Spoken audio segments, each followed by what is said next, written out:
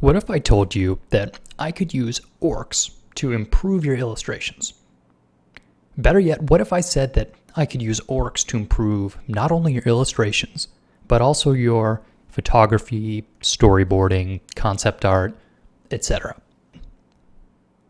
The answer is going to take a little while to explain, so I'm breaking it up into an ongoing series of videos called the Principles of Design.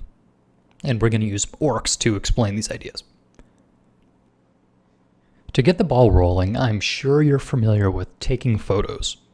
And unlike making a painting or a drawing, here the creative act is framing or capturing objects that you see through the lens.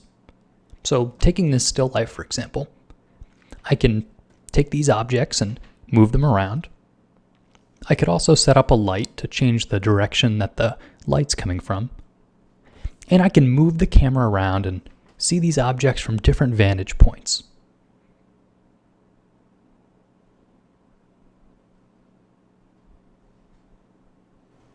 But you might not be a photographer. Maybe you want to draw castles and dragons, and they're hard to get in front of a camera.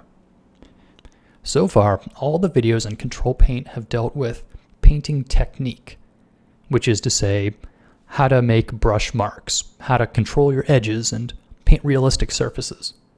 But none of the videos have really dealt with composition, the arrangement of the image, like how many arrows should be shooting at the castle wall, and from what angle should this image be drawn at all?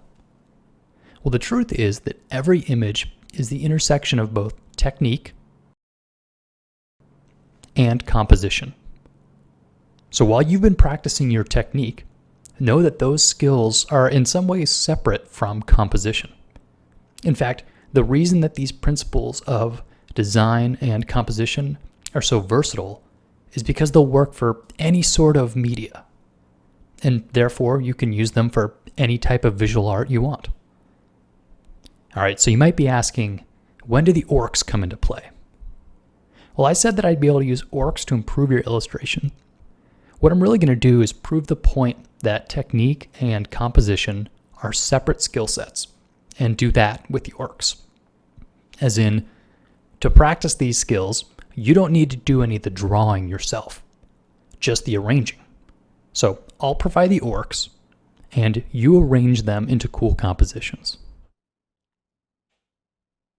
For this series, I'll be exploring each principle of design in its own video, and by the end of the road, you'll have a versatile set of guidelines that should be able to apply to any sort of visual art that you want. Thanks for watching, and stay tuned for the rest of the series.